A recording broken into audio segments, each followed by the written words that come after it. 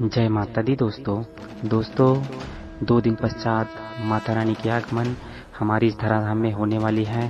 तो आप सभी भक्तों को नवरात्र की बहुत ढेर सारी शुभकामनाएं। माता रानी की आशीर्वाद सदैव सभी भक्तों पर बनी रहे। दोस्तों, बहुत से भक्त अपने घरों पर 9 दिनों के लिए दीप प्रज्वलित करते हैं, नवरात्र में दीप प्रज्वलित करते हैं।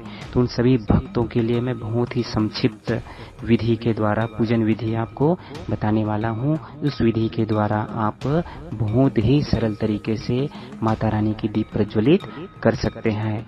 तो दोस्तों, अगर आप हमारे चैनल पे नए हैं तो चैनल को सब्सक्राइब कर दे, वीडियो को लाइक कर दे और बेल आइकन की घंटी को जरूर दबा दे, ताकि इस प्रकार की वीडियो हम कभी भी बनाएं तो सबसे पहले नोटिफिकेशन आपको मिले। दोस्तों, कमेंट में जय माता दी, जय शेरा वाली माँ अवश्य लिखे। दोस्तों, पूजा करने के पहले कुछ आपको साधन सामग्री जुटानी पड़ती हैं ताकि हम पूजन कर सके, पूजन में उसका उपयोग कर सके। तो पूजन सामग्री आप एक मुश्त मार्केट से आप खरीद लीजिएगा, जिसमें पूजन की सारी सामग्री रहती है। और कुछ सामग्रियां हमें घर से जुटानी पड़ती हैं, जैसे फूल हो गया, धूप हो गया, दीपक हो गया, अगरबत्ती हो गया, प्रसाद हो गया। सारी कुछ व्यवस्थाएं हमें घर से या मार्केट से करनी पड़ती है। उसके साथ ही साथ आपको पीला चावल भी लगेगी। नवग्रह बनाने के लिए आपको हल्दी सुपारी लगेगी, कपूर लगेगी। उसके साथ ही साथ आपको दीप प्रज्वलित करने के लिए आपको दीपक के लिए बड़ी वाली रुई लगेगी, कलश लगेंगे, आमा पत्ता लगेंगे। ये सारी कुछ आपको पूजन सामग्री के लिए आपको सारा कुछ इकट्ठा करना है। सारा कुछ इकट्ठा कर लेने के बाद आपको अच्छे से आपको पूजा वेदी की जो जगह आप बनाए हैं उसमें नया कपड़ा रख करके अच्छे से उनको सजा देना है। नवग्रह बना देना है।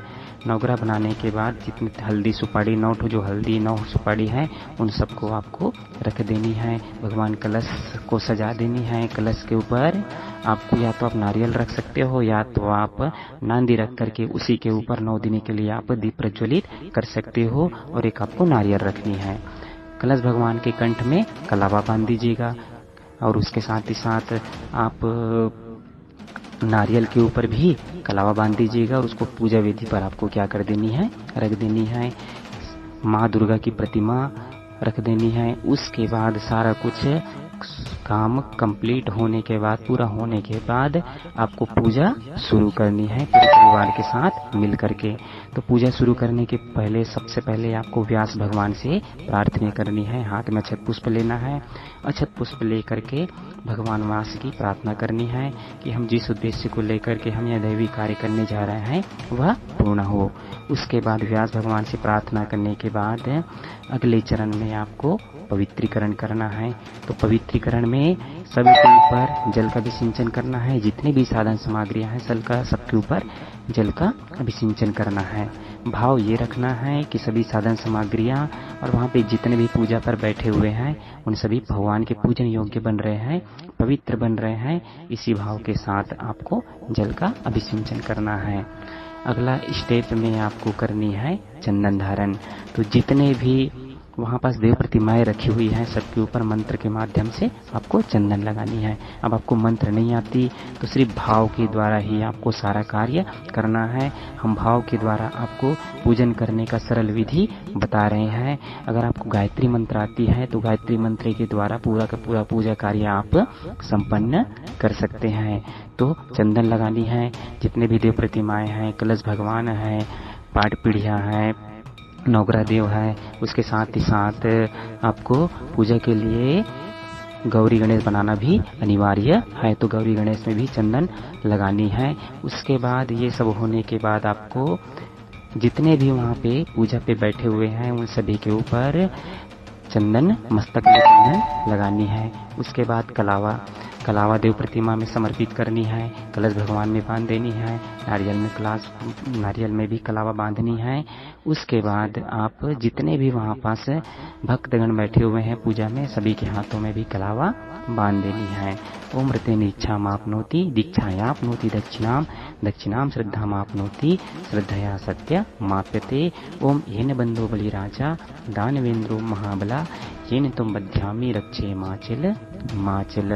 इस भाव के साथ आपको कलावा बांधना है। मंत्र नहीं आती तो कोई दिक्कत नहीं, सिर्फ भावना के जिस प्रकार हम भगवान को कोई भी प्रसाद समर्पित करते हैं तो प्रसाद समर्पित करने के साथ साथ मन में सिर्फ यही भाव रखता है कि भगवान प्रसाद को ग्रहण कर रहे हैं। उसी भाव के साथ ही आपको संक्षिप्त पूजा विधि के द्वारा माता रानी की दीप प्रज्वलित करनी है। उसके बाद भगवान कलश की आपको क्या करनी है, पूजन करनी है, क्योंकि भगवान कलश के अंदर समस्त 33 कोटि देवी देवताएं विद्यमान रहती हैं। उन सभी 33 कोटि देवी देवताओं का नमन वंदन करते हुए आपको भगवान कलश की पूजन करनी है। पूजन करने के बाद आपको दीप प्रज्वलित करनी है। जो दीपक आप 9 दिन के लिए प्रज्वलित करने वाले हैं उस दीपक भगवान की आपको क्या करनी है, सबसे पहले प्रार्थना करनी है। उसके बाद आपको दीप प्रज्वलित करनी है।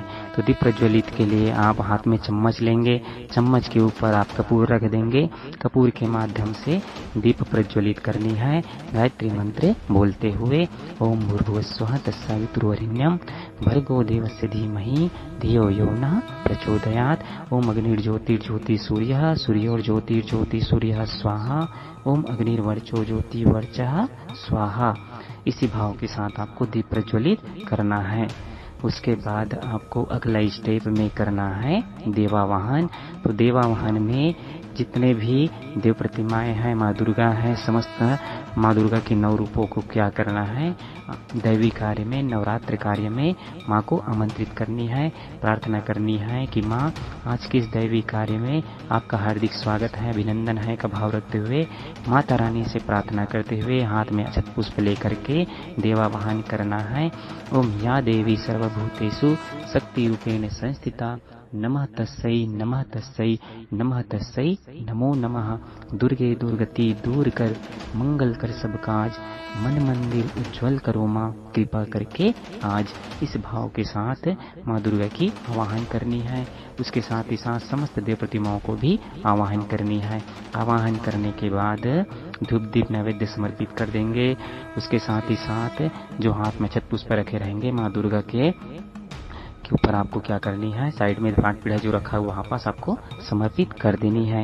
उसके बाद गौरी गणेश भगवान की पूजन करनी है।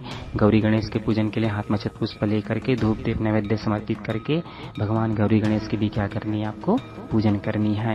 उसके बाद आपको नवग्रह देवता की भी पूजन करनी है। अक्षत पुष्प धूप दीप नैवेद्य लेकर के नवग्रह देवता में आपको समर्पित करनी है। भगवान से प्रार्थना करना है कि 9 ग्रह क्या रहे, शांति व्यवस्था सदैव बनाए रखे। इस भाव के साथ उसके बाद आपको हाथ जोड़ करके प्रार्थना कर लेनी है। उसके बाद पंचविधि के द्वारा आपको पूजन करनी है। जैसे हमारे घर में अतिथि आते हैं तो खाने के लिए खाना, पीने के लिए जल, नैवेद्य प्रदान करते हैं, तो वैसे ही माँ दुर्गा भी नवरात्रि 9 दिनों के लिए हम सबके भी सूक्ष्म रूप में विराजमान हुई है। तो माँ दुर्गा की भी पंचोपचार के माध्यम से पूजन करेंगे, जल समर्पित करेंगे, प्रसाद समर्पित करेंगे, धूप समर्पित करेंगे, नैवेद्य समर्पित करेंगे और लास्ट में अंतिम में आपको सभी भावों को रखते हुए अंत में पीला चावल समर्पित करनी है। उसके बाद आपको हाथ जोड़ करके नमस्कार कर लेनी है। नमस्कार करने के बाद आपको अब करनी है आरती। माँ दुर्गा की आरती करनी है। आरती करने के पश्चात माँ दुर्गा ज्योतिरूप भगवान की आरती करनी है। आरती करने के बाद नारियल तोड़ करके सबको प्रसाद वितरण कर देनी है। तो ये हुआ बहुत ही संक्षिप्त विधि के द्वारा, बिना पंडित के भी हम भावो ही विद्यते देव का भाव रखते हुए हम बहुत ही संक्षिप्त विधि और सरल विधि के द्वारा हम नवरात्र दीप प्रज्वलित अपने घर पे कर सकते हैं। तो दोस्तों, अगर हमारी वीडियो आपको अच्छी लगी हो तो वीडियो को जरूर लाइक कर दे, चैनल को सब्सक्राइब कर दे और बेल आइकन की घंटी को जरूर दबा दे, ताकि इस प्रकार की वीडियो हम कभी भी बनाएं तो सबसे पहले नोटिफिकेशन आपको मिले।